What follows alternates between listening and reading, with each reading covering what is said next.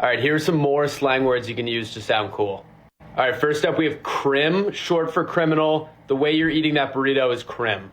All right, next up we have straunt. Yo, babe, I just heard about this new Italian straunt down the street. We should go check it out. Next up we have liquid laugh. This is Australian slang for boofing. Where's Will? He's out back having a liquid laugh. Then we have Voldemode. It's a diabolical state of being. You went Voldemode last night and got us kicked out of the bar. Finally, we have Yondy. Far as hell. I'm not picking you up. You live Yondy. TBTL. Guess what day it is? Guess what day it is? It's Friday. Gonna get down on Friday. Everybody's looking forward to the weekend. This gazpacho soup just burned my lips. The gazpacho? Yeah, it's been sitting out. It warmed up. It warmed up so much that it burned your lip. Let me explain something to you. If you're expecting something ice cold and you bring it up to your lips and it's room temp, it's going to feel like your mouth's on fire. It's going to feel like your body's on fire. You don't have to make rude noises. That's all right, I don't mind. Laughter, a sure sign of a good time. Hey, everybody stand by. Here we go again. All right, hello, good morning, and welcome everyone to a Friday edition of TBTL, the show that just might be too beautiful to live. Yeah, oh yeah, buddy. My name's Luke Burbank. I'm your host. I don't know who that is, and I don't care to find out. Coming to you once again from Chicago, Illinois, looking out on Millennium Park. It is just absolutely beautiful today, looking at Lake Michigan. And, oh, Ma, Pa, it's just beautiful. And yet, this beautiful view is causing a weird reaction in my brain that I don't like. Maybe explaining it today will help me move it out of my brain so I can go back into a positive frame of mind. Also, it's Friday the 13th. I am petrified with this story. So it might be a weird show. I don't know. It might be a spooky show here on Friday the 13th. The only number we care about, though, is the episode number. And if I'm doing this right, we're at episode 4,488 in a collector series. Let the fun begin. And because it's a Friday episode of the show, and because we are doing the Great TBTL Billboard Hunt, we are going to bring you clue number 4 in the Great Billboard Hunt. It's as easy as 1, 2, 3, 4. Listeners trying to guess where in America TBTL is putting up a billboard starting as soon as next week.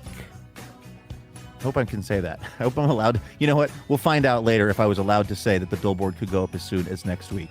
A guy who might know is the longest-running Cobra of the show, maybe best known for his depictions of the tall ships. Your voice is like a combination of Fergie and Jesus. He's Andrew Walsh, and he's joining me right now.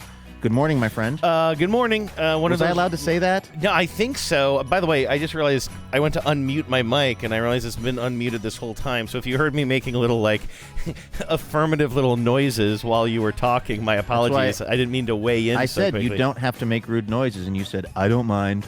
That is true. You scared me for a second. I was like, oh, shoot, did I respond to that? Because sometimes you're sitting there talking, been dealing and I'll with be there. a lot. Mm-hmm. I am. I'm trying to fix. Times. I'm closing out the tab. I'm going to do the same thing I had to tell myself to do last week on the show, which is I'm closing out a bunch of tabs here, and I am going to stop thinking about the technical times I'm having. I think we're rolling. I think we're in good shape here, Luke, to do a great show. And I will say that I do think it's okay to say that our billboard is going up before most people will know where it is, I think, right? Because we still have a week's worth of clues to give, but we just found out in a quick informal meeting that the billboard may be going up early.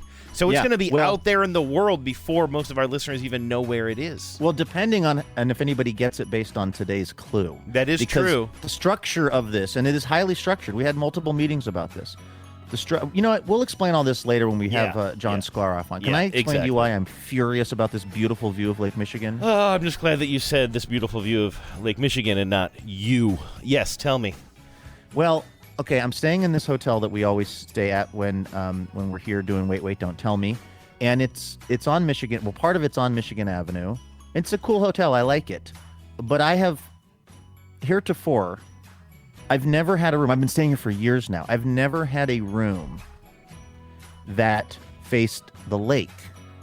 I've always had a room that was facing another building or an air conditioner or some just kind of fairly depressing interior something or other. And I have asked at least 4 or 5 times. You know me. I'm nothing if not a nudge. And I have asked 4 or 5 times. I was like, hey, are there any rooms that have a view of Lake Michigan? And what I have literally heard from some of the front desk folk is, no, none of the rooms at the hotel face the lake. That's what I had heard. And that is why I stopped asking. Because I just thought, I mean, what a weird layout. Well, maybe, maybe that's this building is converted from being something else. And who knows?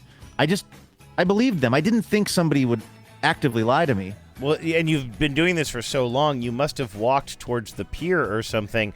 I mean, that would have been a dead giveaway. On your way back, you would look, or you'd look over your shoulder, and you'd see, well, there are a bunch of windows facing this direction. It'd be weird to have like a tall, like a hotel building like that, where one side just has no windows on it. Well, the thing is, the entrance is not on the side that is the lake side. Yeah. It's a little confusing because there's a side street, and I'm very bad with geometry and geography. And so I had asked at some point, could I have a room that's facing the lake? And I was told none of the rooms face the lake. I was literally told that.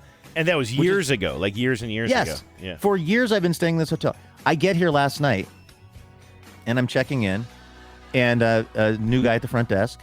And I did my normal move, which is I say, because this is one of them Bon Voy places.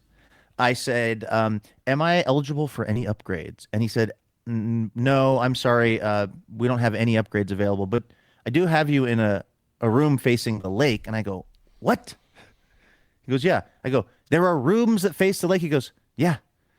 And I'm now in this room that is facing the lake. When I walked in here last night, Andrew, it was like a choir of angels singing.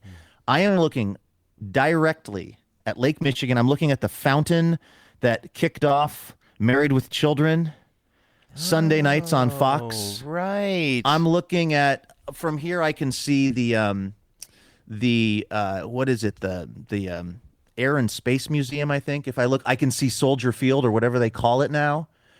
It is just absolutely beautiful. Like, I'm gobsmacked. I see a bunch of sailboats that are just kind of moored, if you will, and some sailing around enjoying this beautiful day on Lake Michigan. I'm enjoying this so much that I am now retroactively furious that years have gone by. But the reason I don't like that about my brain is because instead of just enjoying that I have a nice view of Lake Michigan, I'm now mourning. I'm bereft about all the times I've stayed in this hotel and not been looking at this. And that's the part of my brain that I don't like that it works that way. Yeah, that sounds like something a therapist would have a pretty easy, like, sort of answer to, as far as like some have tried and some have died, Andrew. Nobody's been able to crack this nut. A way of framing it, looking forward, not back, and it's something. Made you who you are. Having no window on the lake has made you who you are today. I want to say, though, you stumbled on something that I find even more interesting, if you could believe it, which is... Wait, more interesting than my petty grievances? About the past that you survived, okay. The past is history, the future's a mystery. That fountain that is in the beginning of Married with Children. Now, you will be you'll be unsurprised to hear that I have not watched an episode of Married with Children since it was probably a newish show on television. Like, and we weren't allowed to watch it, I don't think, or it wasn't exactly celebrated in our house. It was quite bawdy, etc. But it was on plenty, and it sort of, would catch a young man's gaze with the sort of female Christina gaze. Applegate. Yes, exactly. But it was also a terrible show. I don't even know if I really liked it. I was just drawn to it. But anyway, that's 2 major American sitcoms that feature a fountain. Because the Friends opening has a fountain, right? That's another show that I did not really watch, but I know it has a fountain. How many? I mean, are there other big fountain opening sequences in TV that we're leaving out here? Mr. Belvedere, that doesn't have a. I don't think that has a fountain. He probably travels past a fountain at some point in his journeys. Before he drop kicks his jacket. You would think that the folks creating Friends, and now I know obviously Married with Children and Friends were probably mostly appealing to a different viewing demographic. But you would think that when they were trying to come up with the intro to Friends, when somebody said, okay, they're in a fountain, it was like, well, there was just a show that, I mean, say what you want about it. And what I want to say about it is, yeah, terrible. Married with Children, absolutely terrible. One of those things that I watched, I had a friend, and I actually won't name this friend. It wasn't Peter Williams, by the way. I had a different friend who loved the show and would always at school on Monday, he'd be like, quoting things from the show and whatever. And somehow just his enthusiasm for the program then tricked me into thinking that I liked the show. Mm-hmm. So I started watching it I guess so we would have that sort of shared language. And it must have been also pretty exhilarating to you. Like you weren't allowed to watch almost any TV. And by the way, I believe I said female gaze before because I'm always joking with Genevieve about her female gaze. I meant male gaze, of course. But like it must have been a wild ride for you. You're not even allowed to watch Mr. Ed back at the homestead. And now you're over here watching like some pretty baudy material. Well, another thing that contributed to this was, and I've told this story a million times, but we had very, very limited TV access in our household, but I at some point I traded something to a kid named James DeMuth for some kind of a little boom box that had a TV built into it, which is hilarious to think that the screen of that television would have to have been so much smaller, Andrew, than my cell phone that I'm holding up right now. My friend Tony had that same boom box with a TV built into the center of it, and I was just like, I could not get over it. I could not get over it. And my parents did not realize there was a TV on it. They just thought that I had gotten my hands on some kind of a boom box, and I had it set up. It was on my little nightstand, so I would just lie on my futon because the entire house was resplendent in futons because my dad had done a job for a futon place that went out of business and they paid him in futons. I would lie on my rock hard futon.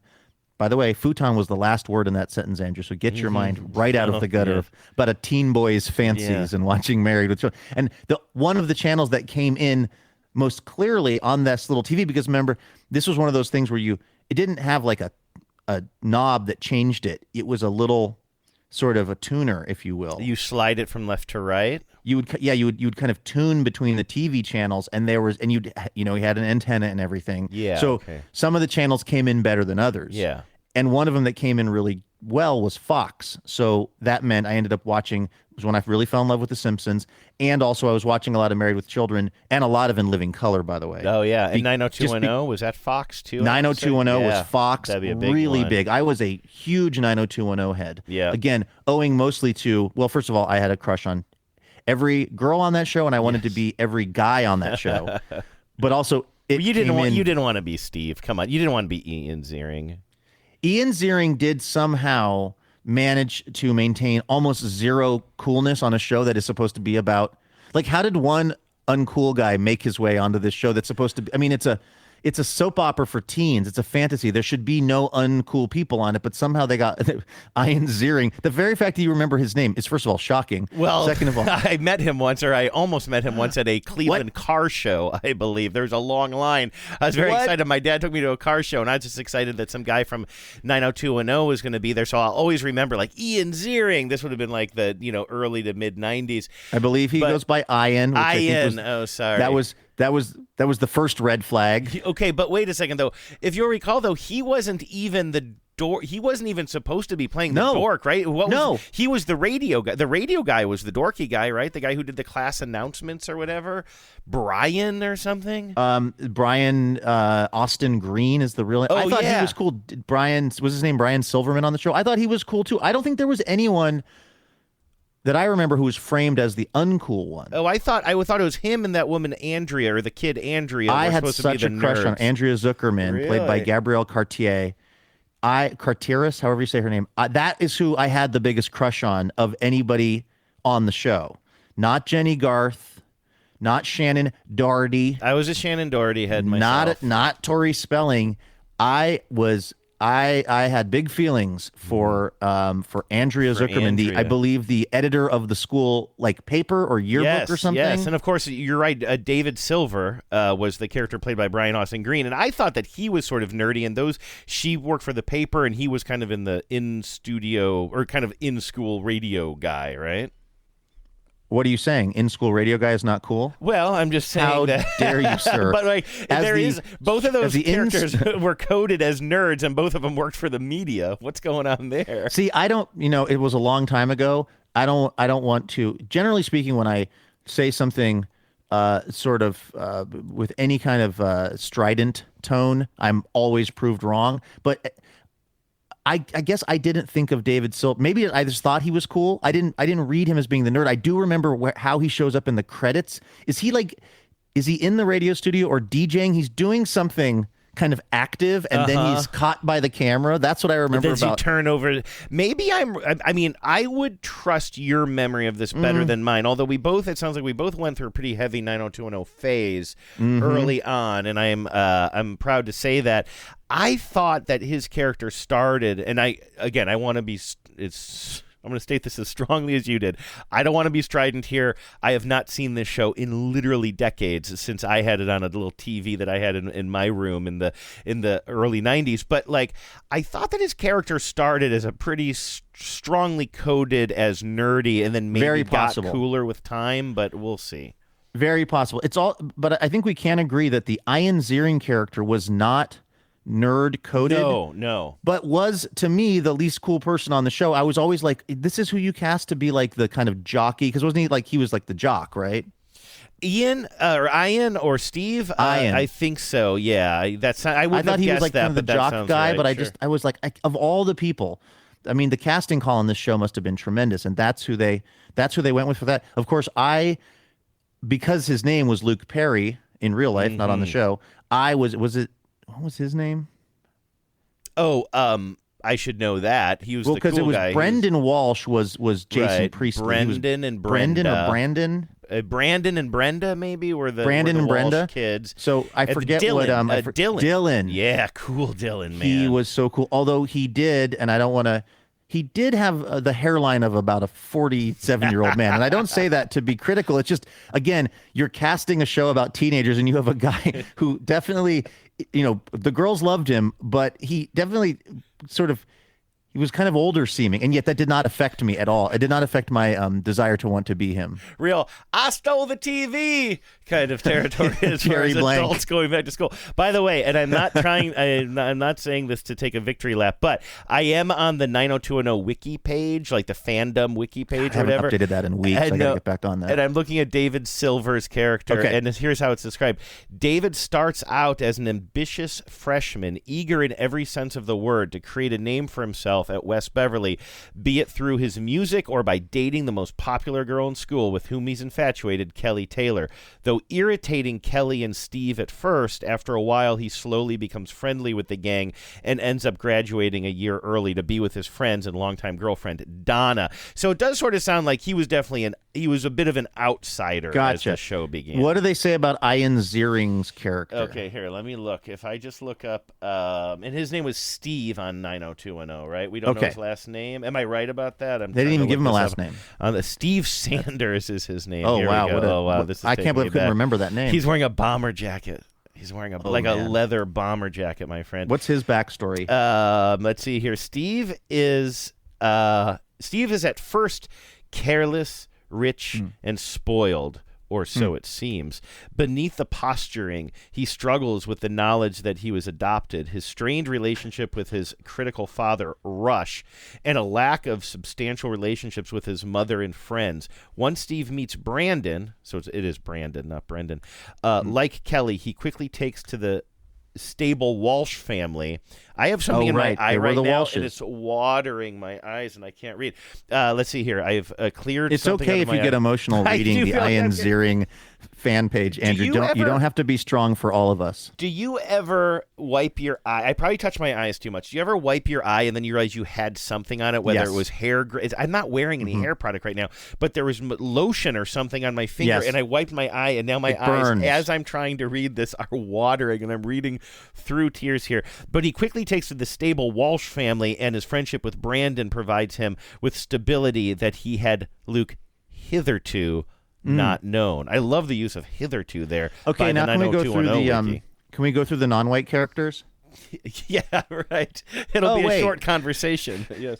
It will be it's so funny. Funny is not really the word for it. Interesting to think about a time when representation meant absolutely nothing. Yes. Like if you just think about that show, like you wouldn't make that show that way today. Hopefully anyway. I mean, maybe you would, but like, you know what I mean? Like this idea that's just like every character is just so flipping white and so kind of broad, and like heaven forbid there be somebody who's even a little bit interesting on this show, and particularly a person who doesn't look like just what Aaron Spelling's idea of Americana is. For a second, I was like, wait a second, what about the famous character Dixon Wilson? And I'm looking at this. But no, I guess 90210 was rebooted, and Dixon Wilson, who looks like a black man, played the Brendan Walsh character. Like, basically, it's the character is Dixon Wilson, but it's based on the Brandon Walsh character, it looks like.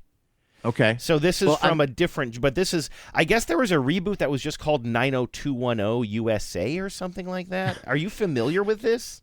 I heard that Trump was trying to do that, make the national zip code 90210 for the whole country. Sounds like. What does 90210 USA even mean?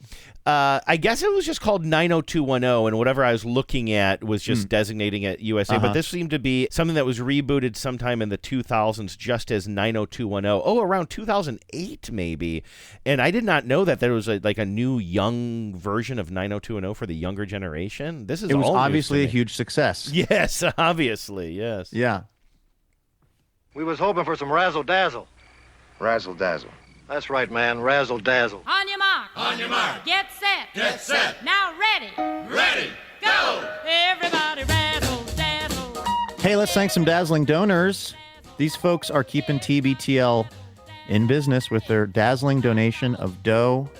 We're getting towards the end of this list for this year, which always means we're getting towards the beginning of the next TBTL-a-thon. Indeedly do. And it's going to be really fun. We're really excited. By the way, side conversation to you and John, I've gotten an important update on part of our project. Exciting. So, I'll share that with you off air. A positive update, I take it? It is a positive update. Nice. Love it. Yes. Do you hear that excitement in Andrew's voice, everybody? That's just a taste of how exciting this year's TBTL-a-thon is going to be. And we've only gotten here because of the support of folks like Lee Lambert. Hey, our buddy Lee. Lee, hey, bud.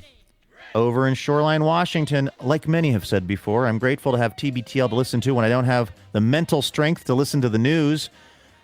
This is really the show that will bring you the sort of, I would say, the most current updates on remembering the show Beverly Hills 90210. That's what we're known for. 40 years ago. Yes. Like, if you're just not emotionally able to monitor what ICE is doing, you can listen to us try to remember Ian Ziering's character's last name. Yes. That is a service we provide. Sanders, right? Sanders, very good. Which is kind of like Lambert. I was talking to a friend. I hope this sort of amplifies Lee's message. I was talking to a friend the other day who I hadn't talked to in a while, and he works in radio. And I know that he would dip into TBTL from time to time. I'm not exactly sure what his listening habits are. But we were chatting, and well into the conversation, he said, I don't know how you're going to take this, but TBTL is the show that I listen to when I'm not in a very good mental place or something. When he's like, when I'm not doing that well, like sort of emotionally and mentally. And what I forgot to ask him, I kind of processed that. We talked about it for a bit.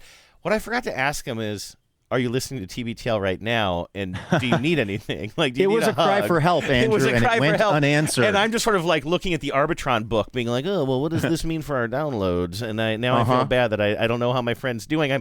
I'm both hoping and not hoping that he's not listening to TBTL right now. Lee says, in the interest of sharing something bright that came from dark times, I wanted to let the Tens know about a unique program run by my work, the Cascade Bike Club, called the Pedaling Relief Project. It's exactly what it sounds like when Lee's out there on his bike and the other Cascade Bike Club enthusiasts. Cascade has partnered with 5 food banks in Seattle where volunteers deliver food to their homebound clients by bike. Nice. That's really cool. What a good idea. This program was started by 2 staff members in the early days of the pandemic, 5 years in, and we now have about 250 volunteers that deliver and rescue food weekly.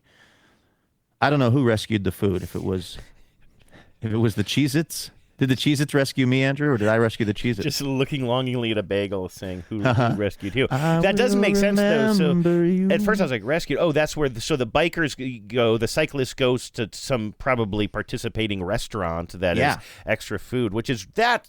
I really like that. Like, making food to give away is really important and good, but also so much food goes to waste when you're like tapping into that, like good quality edible, edible, I guess being the the lowest bar. Food, like good quality food, that's just Tolerable. going to waste anyway. Even Lee's can tolerate my dazzling donor, Reed. I really like that. Yeah, that's a great idea. And also, like, just fun to be out on your bike. Yeah. You know what I mean? You're getting some exercise. You're getting to see the town. You're getting to make someone's life better. You're getting to reduce the food waste. I mean, this is a really, really cool program. The program is approaching 2 million pounds delivered since 2020. Luke, I personally think this would make a great CBS Sunday morning story. Lee, this smart, is a brand good use of your resources. What a use, a pitch, a CBS Sunday morning pitch in the dazzling donor message. That is a first. It is a really good. That is a really good idea for a story, actually. If the 10s in the Seattle area are interested in volunteering with the PRP, they can sign up at Cascade.org. By the way, props to Cascade Bike Club for getting Cascade.org. Yeah. I mean, that's a biggie in the Seattle area. Yeah. You know, there's all kinds of things that refer to the Cascades and Cascade. So you can go to Cascade.org. Lee says we even have trailers that you can borrow. So put a trailer on your bike. And P.S. Luke, congrats on your e-bike, and your take on helmets was a pleasant surprise. Well, I'm always surprising you, Lee, with my decision to basically recognize the fact that me falling off a bike without a helmet would be a very, very bad idea. Yeah, it's only took you like 48 years to get there, but you got there. That's right. But better late than never. Lee, thank you so much for all your support over the years and your friendship to the show. We really appreciate you, man. Maestro? On your mark. On your mark. Get set. Get set. Now ready. Ready. Go. Everybody rattle, dazzle. It's our buddy Hollywood Mike Farnan down there in West Hollywood, California, pronounced Clem Fandango. Yes, I can hear you, Clem Fandango. Luke and Andrew, can you hear me? He has written in his thing. Now, that's especially ironic because, is ironic the word I'm looking for? That's especially apropos because our friend, listener Mike, works in the audio engineering industry. Indeedly do. So he must have especially enjoyed the Clem Fandango stuff, which is, that's a Matt Berry thing where, for those who didn't catch it, the other times we referred to it, I guess the bit, I don't even know what the show is, but the bit is that there's this one guy sitting in these voiceover recording sessions. So Matt Berry's character is doing the voiceover recording, and there's a guy named Clem Fandango who's just kind of like a rando in there. And every time he says something through what we call the talkback mic to the guy that's doing the recording in the voiceover studio, he identifies himself as Clem Fandango. And doesn't he often maddening say, to Matthew Berry? This is Clem Fandango. Can you hear me okay? Yes, I can hear you, Clem Fandango. Mike says, consider this message my official application to become TBTL employee numero dos. Oh, okay. While John Sklaroff is doing an excellent job, I would bring several qualities to the job, including I have a 53% fresh rating on Rotten Tomatoes. Pretty good. My mom would like that. My mom, as I've mentioned before, now she somehow found out about Rotten Tomatoes, and it's the lens through which she views her entire world. Like, she's always telling us about how many Rotten Tomatoes or what the freshness. I don't know if she actually knows how Rotten Tomatoes works. Exactly, but whenever there's any kind of visual media, any kind of moving picture, any kind of talkie, she then goes and checks out what its Rotten Tomatoes is and then tells us about it. I apologize because this is going to really border up against the rude, what I'm about to say or observe, but is there a possibility that your mom is more interested in the freshness rating of movies than she is in the freshness rating of the produce she eats? Oh, I would say unquestionably.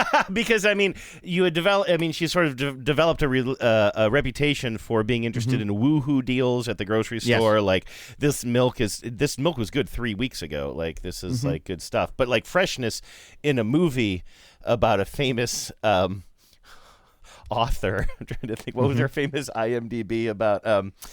Oh goodness gracious! Was it Frank McCourt? Who wrote In Cold Blood? Oh, Truman Capote? Didn't she have an interesting take on Truman Capote, or she confused? Maybe. She thought that Philip Seymour Hoffman, she described him as the gay guy. No, the because movie he was. played- Yeah, the movie was. The movie was Doubt. Yes. Which was a movie, I think, about like maybe sexual abuse in the Catholic church, maybe. Yeah, that's or an right. investigation or something. Yeah. And she thought it was called. She described a really good movie that she really thought was really well made, and it was called Guilt, and it was starring that gay guy who died. Oh, that's right. And it was my theory that it was his portrayal as Truman Capote, right, that made her but think that would involve Philip... my mom watching a Truman Capote biopic. Oh, she wouldn't? Oh, really? No, I don't think she wouldn't on principle. Certainly, if they had it for free at the library, she would check it out. But yeah. I mean, if you're watching Doubt, Doubt that's is a good point. Is that the one that's specifically based on the Boston Globe's reporting into the scandal? That was coming into the corner of my brain, but then I stopped it. I pushed it out, Andrew, because I don't know if I'm right about that or not. I think that had Michael Keaton in it, and there's a whole bunch of versions of Michael Keaton. He keeps on copying himself. I might be confusing that with a different Are movie, you though. Disrespecting my duplication investigation, Andrew? That's the movie. It's Toys with Robin Williams. That's other things that are great about listener Hollywood Mike, okay? Yes, 53% fresh on Rotten Tomatoes. I have a wide selection of mini-to-mini cables. I'd make an excellent junior bidet correspondent. I could use one on this show. Wait a second. I'm really behind enemy lines. Did you hear me and Andrew talking about it the other day, Mike? He's not interested. Oh, that's right, because Chris is our senior bidet correspondent, so he's saying junior. Okay, I thought he was trying to oust Chris. I'm like, I will always remember Nicole Kidman's name. You say that, Mike, until you're talking into a microphone, trying to remember her name. And then it gets harder. Also, that one hurts a little bit, buddy. That one hurts a little bit. But to be earnest, I would like to share these wise words from Nick Cave, which have inspired me during this challenging time. Quote, unlike cynicism, hopefulness is hard-earned, makes demands upon us, and can often feel like the most indefensible and lonely place on earth. Hopefulness is not a neutral position. It is adversarial. It is the warrior emotion that can lay waste to cynicism. Each redemptive or loving act, as small as you like, says the world and its inhabitants have value and are worth defending. It says the world is worth believing in. Remaining hopeful with TBTL, signed listener Mike. Wow, that's a really beautiful thought. I feel like, I was never somebody who totally got the Nick Cave music experience, I saw him at the Hollywood Bowl because I was going with people cooler than me who really loved the music. I think he's an interesting character. As time has gone on, I think he's a very interesting writer and almost sort of public intellectual. I've become a really big fan of him over the years, but not that I can name more than 2 of his songs, but just as a person in the world, I think he's so interesting. The only thing I know about him, aside from what you've already set up, which is all the cool kids listen to Nick Cave, and then I never quite got into him, is I'm pretty sure Nick Cave and the Bad Seeds are the band that appear in the movie Wings of Desire. Oh, Wim Wenders. Wim Wenders. Are you familiar with this? They later made it as an American, but it has Peter Falk in it. Peter Falk plays a role in that as well. I think he's kind of a Columbo-esque character, although actually he might show a little bit more range than that. But it's about these 2 modern day angels that watch over the city. Have you seen this? And then they remade it with Nick Cage, and they yes, set it they in did. Los They Angeles. remade it, and I'm trying to remember. Is it that called City of Angels? Is that what I that's think it was called City of Angels. And See, Meg because Ryan, that's what they maybe? call Los Angeles. Yeah, but is that maybe Meg Ryan who plays the other lead in that?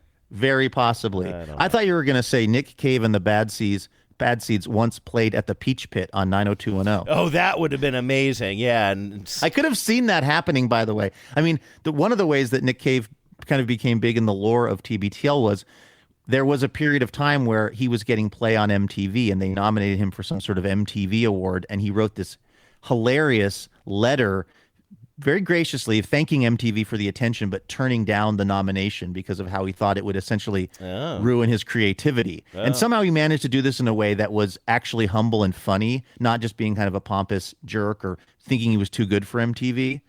But I remember that. So in that period of time, when MTV is nominating, Nick Cave and the Bad Seeds for things, it could have been the case that they could have popped up on an episode of 90210. Do you think that Hollywood Mike is encouraged and inspired and impressed that I remembered Meg Ryan's name? And not only did I remember her name, I was absolutely right. It's Nick Cage and Meg Ryan in City of Angels. It's all about, Andrew, you know what?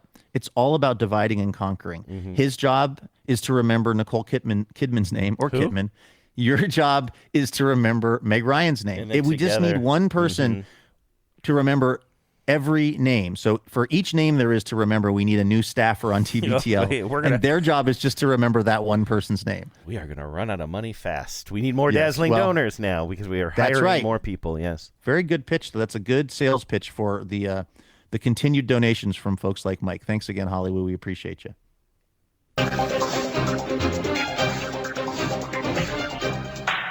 Hello and welcome to Top Story. Our top story today, Andrew, is that it's another Friday, and that means it's another round of the Great TBTL Billboard Hunt.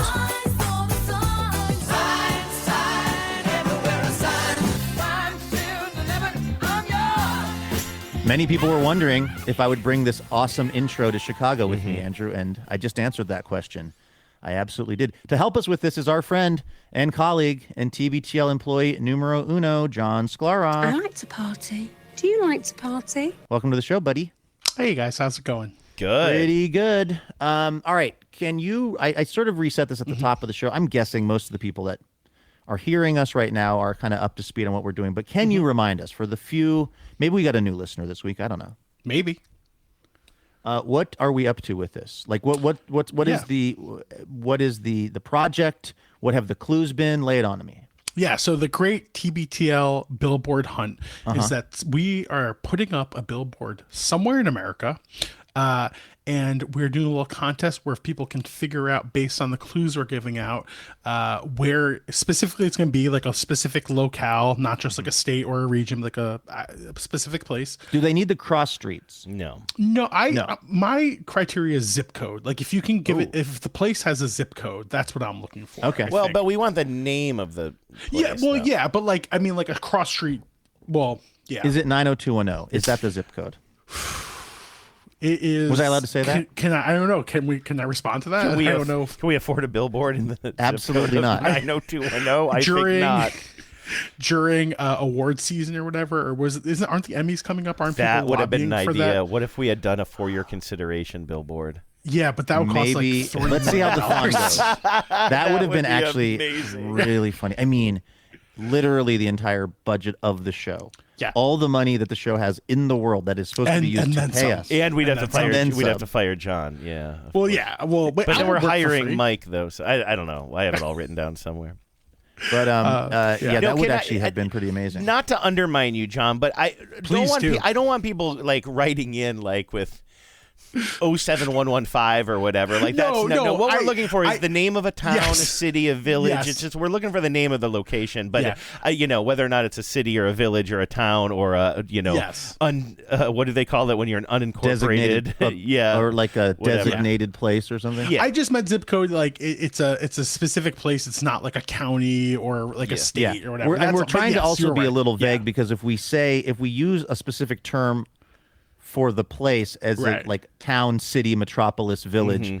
If we use one, then it kind of narrows it down. So we're trying. That's part of why we're being so weird and vague about it, is because we're trying to make this fun and not give it away. But the name of the name of the place, the name of the place or the area or the community, and the person who answers correctly first will win a miniature version of the billboard. Have we decided if we're going to sign this or not? Like if we're going to autograph the back of it with a Sharpie, the three of us? Is there room? There could be room. Depends on how big your guys increase sign. or decrease the value of this novelty billboard.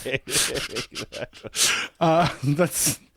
I mean, I guess it's the value is deemed by the person receiving it, what the value they place on it. So that'd be up to the individual, I feel like right? Anybody who is listening to this and is actually going to be the first correct guess, based on the clues we've given so far, has to be pretty deep in the TBTL lore and would probably enjoy. Again, this is assuming a lot, but that they'd probably enjoy our signatures on the back of the board. Maybe we can ask the winner if they'd like us to do that. They want to win a miniature TBTL billboard, but they're not that into TBTL. They're not. Please They're keep your easy fans. signatures off it. What if they say, Luke, we just want Andrew to sign it? Would you be able to handle that? Honestly, at this point, yes. 10 years ago, no. I have something inside me died a few years ago, and I don't take anything personally anymore. If it saves you a trip to the post office. Exactly. It's sort of some kind of fire went out in me a while ago, and I'm just very fine with everything now. Good. Okay. So can we go through do we want to go through the guesses? Let's go through the hints so far, right? And then we'll go through the guesses, and then we'll lay the latest hint on people. Is that how we should do this? That works for me. So the clues to date. Number one, it's in the United States. Okay, good. Number two is Am I bugging you? I don't mean to bug you. So that's the audio clue. Thank you, Bono. Yes. Number 3, Luke and Andrew almost hitchhiked through the state it's in, and that's where we are as of today. Nice. Yeah. So in the U.S., something related to Bono saying, "Am I bugging you?" And then, which led some people to bug tussle, which was not. Yeah, great guess though. It's a great guess, not correct, but a great guess. And then, like you said, John, the fact that we, in the classic TBTL fashion, almost did something. Right. That's really that's the TBTL. That's the TBTL storytelling advantage. I almost bought a bowling alley. We almost hitchhiked through the state wherein this place is located. So this really is a show about almosts.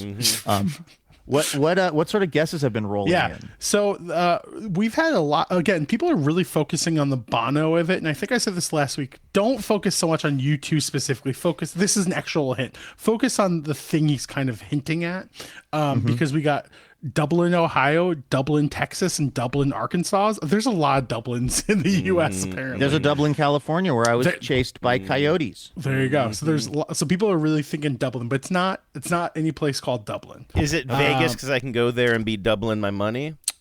Ooh, sorry. That's. It's not. Also. It is not Joshua Tree, which was another thing. There's also several towns or cities across America called Bono or Bono, depending on how they pronounce it. It's not those. People also guessed Andrew, because this, I think, plays into the clue from last week, like the middle part of America. A lot of people were guessing like Valley City or Cleveland. Oh, interesting. That's a really good guess and a good idea. Yeah. Incorrect, but a good idea. Like we could have done it, by Liverpool Elementary or something. I will say we should at some point try to attend the frog jump competition in Valley City at the Valley City Street Fair some summer. It's only a matter of time before I'm doing a CBS Sunday morning show. Oh my God. Let me look up that has got Sunday morning written all over. I have a feeling it's going to fall too much in line with when our fundraiser is. Our thon is. Anyway. Well, next year I can go out there and scream at the PR person like I like to do on these stories now. Yeah. I think you haven't caught up to that story yet, John, but it's not great. Not great for your old colleague Burbs. But oh gosh. Okay, so people we're guessing Andrew's hometown, not the place where it is, but that's a good guess. I'll give you one more guess. I don't think this by default, like the question was like you guys almost hitchhiked there. But you did hitchhike to Jamie in Mississippi's place. Wasn't that the point? Because but I love this guess where somebody wrote in, quote, the city in Mississippi where Jamie with a chicken draw lives. Oh. So I really appreciate that as an answer, but based on the clue, it just here's can't be the way answer. that could actually be correct. It isn't correct. But the way in which that could be slightly correct is we did have to bail on the hitchhiking plan because we were not making fast enough progress. First, we had some weather issues.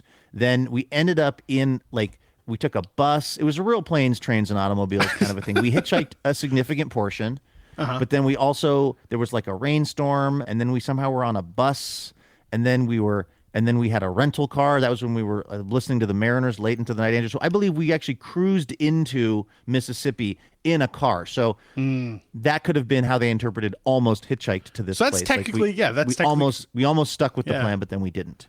Great answer. Just the city with a chicken draw. I love that. Yeah. Also, you could have gone on Facebook and probably found Jamie and asked Jamie what town. Yeah.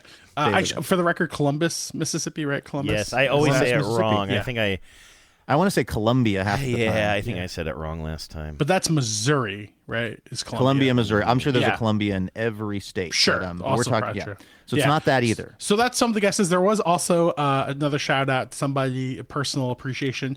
I forget the state, but there was another Utica that someone guessed. Nice. It's not Utica in, I think it was maybe Texas or something. It wasn't. That actually would be pretty funny if we did put a steamed hams billboard up in Utica or something.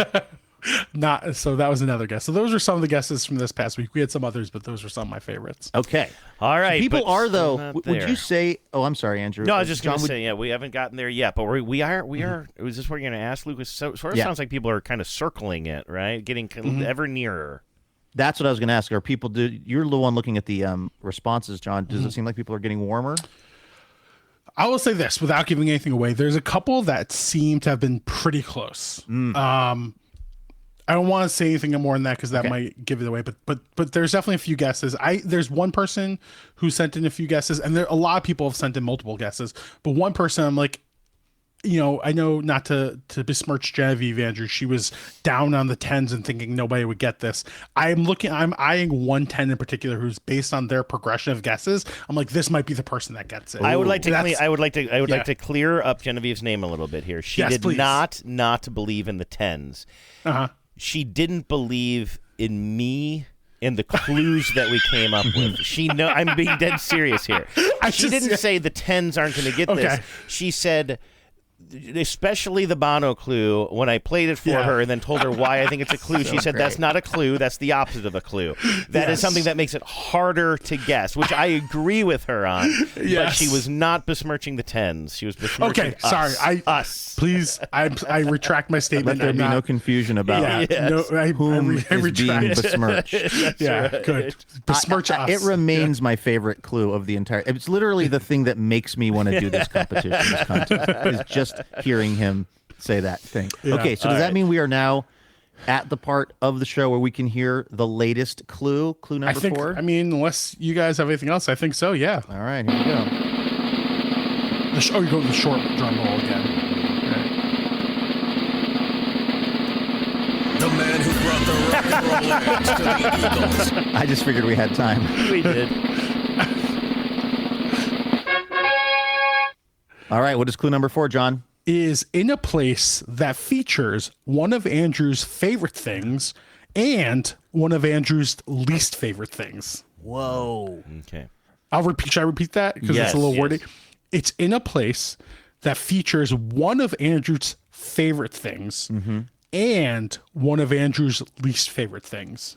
This clue represents sort of the entire state that it's That's in, what I was right? going to say. Can we basically say it's in a state? It's in a state that is well known for something that I like and something that I definitely don't like. That's the there simple, you go. Yes, that's a cleaner way. Yeah. And this is fine because we are at this point kind of hoping that people are getting close because we don't have that many more hints. Yeah. Also, let's talk about this. And it turns out the billboard might be going up sooner rather than later. And by the time we have you on the show for clue number 5 next week, this thing might be in the world. We may have birthed a sign by the next time we see your face. That's a really weird way of putting it, but yes. What do we think the chances are that before we meet again to do this next week, someone, let's just say the sign goes up, let's just say for the sake of argument, somebody drives by it. A listener of ours. A listener of ours. Yeah, somebody will drive by it regardless, but a listener of ours out in the world drives by it and notes it and like takes a picture. That would be incredible. Can we just say right here, right now, if you do, don't spoil it for everyone? Can we say that? Like send in your answer, but don't like post on the Slack page. Like here it is. I kind of feel like you might win the contest if you drive by it. Yeah, I feel like you take my place on the show. Like, honestly. Okay, fine. Fair, if you kill Andrew, you replace Andrew. That's right. You break me, you bought me. Okay. But no, I mean, if somebody, and also, like again, we're being so cagey about this, and you can just tell that we want so badly. Andrew, there's a novelty billboard on the line. Are you not taking this seriously? More and more about this, but also, I will just say it is amazing how we are finally getting this billboard and how little it does to promote what we're doing. That is going to be the big reveal. So, like, if a motorist who happens to be listening to TBTL while they drive by, they see this, there's still a chance that they might not recognize it as a TBTL billboard potentially. Yeah, that's a good point too, Andrew. I mean, I didn't even think about that. We have designed such an incredibly it's so bad, such an incredibly unuseful promotional tool that people will probably, even listeners, if they looked at it, would not even clock it for what it is. It's the I'm bugging ya of billboards. What were you say, John? I kept telling you guys it was a bad use of advertising dollars to just put up Spiro's billboard somewhere in America. I mean, but just imagine the person who drives by that in a town or city or metropolis or hamlet that doesn't have a Spiro's, just the comedy, it writes itself. Can I tell you guys a quick update on Spiro's? First of all, Luke, one time on this show, we were talking about that really trendy, at least trendy of a few years ago, but like pretty trendy pizza place that's like relatively new in Seattle called Moto Pizza, right? Like they're the cool kids in town, sort of. Yes. And on there, I think it might have been Pizza Floyd or Pepperoni Floyd who sent in... Or no, Lloyd, rather. Pepperoni Lloyd, who sent in a little Valentine that the Moto Pizza people produced on Instagram of them enjoying Spiro's Pizza, which was pretty heartwarming. And I don't think you know this, Luke, but a friend of ours was at some sort of a gathering. I want to say it was even maybe a funeral recently, and there were some industry bigwigs there. When I say industry, I believe I'm talking about the restaurant industry. And who was there but Spiro himself, I believe, the person who runs Spiro Pizza. And she was tempted to tell him that his billboard launched an entire billboard campaign for a podcast, but I believe that it was a funeral. Because I think I saw this person posting on Instagram, if you're at a Greek funeral and you're offered a shot, do it. Oh, okay, yeah, so it was a funeral. Yeah, I think that was it as well. So anyway, Spiro's is looming large, and we still have not taken over their billboard. But for the record, our billboard is not a Spiro's billboard. No, that was just a bad joke. It does say TBTL, barely. It does, yes. It does. Yes. I'm proud of it. Honestly, I have never looked at the billboard design and not laughed out loud. And I looked at it 50 times at this point. I know. There are more people in my life who have seen the billboard design and are sworn to secrecy about it because I keep on pulling out my phone. I'm like, have you seen the billboard? All right, so there you go. It's in America. It's somehow related to Bono asking if he's bugging someone. It's in a place that we almost hitchhiked through, the state, and it's in a state that is very famous for something Andrew loves and something Andrew does not love. All right. There we go, everybody. Right. Sweet. We should definitely have the state locked down by the next time we see you and the final clue is given. I hope so. And there's only I one think more somebody might guess it. I think if somebody gets to the state, they're going to get to the location. Yeah, I think so, too. That's a real possibility. We shall see. And also, like, knowing that it potentially could go, because I guess the boundaries or the timing is a little bit loose, but it would be really interesting if somebody decides, I'm going to find this billboard just by driving every road in America. We know that's one way to do it. Yeah. That's commitment. Yeah. Absolutely. Get driving. I was going to say you could do like maybe Google Street View, but that would involve the Google car going past the billboard. Yeah. What if the Google car person is a listener and they call in with the answer? That would be cheating. That's cheating. Yeah, because if it's your job to drive around and look at things, then you drive around and look at the billboard, it just feels like, you guys. It just feels like you're already just doing your normal job. You guys.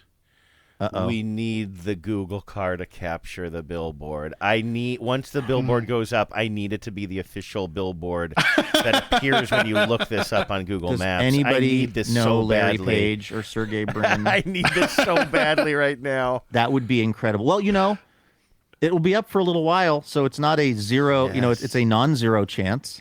All right, let's get the new campaign. Let's get the billboard up. We'll tell everybody once it's revealed where it is, and then we'll start calling on listeners to call in every favor that they have with people at Google to see if that we can would make be this happen. Absolutely incredible. I would love for that to be when you go to this location what you see. So, well, John, thanks for running this contest and thanks for being part of TBTL, man. Next week it's either Clue 5 or we announce the winner, I guess. Nice. Yeah, excellent. That sounds good. And Luke, I know you're a little bit tight on time. Should we go ahead and fire this music, or did you have more business to do? Yes, we should. Okay, let's head on into the weekend. All right, then. All right, John, you're sticking around. I just wanted to make sure we didn't hang up on John awkwardly if we were just wrapping up the show there anyway. In fact, if you guys want to keep doing the show while I'm gone, that's fine too. I think I'm totally good. Up to you. I don't have anything. You don't want to talk about my fantasy baseball team manager? Actually, I do. I do, but I don't know if the listeners want to hear the words base or ball anywhere near each other until further notice. Sure. All right.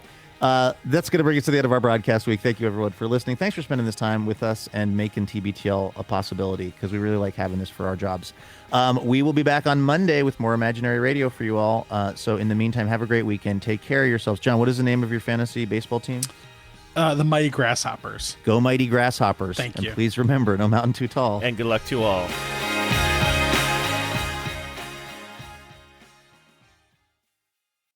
Don't you know your directions? It's real easy. West, Right backwards yonder. You didn't even see east. That's because the Earth face east, dumbass. Power out.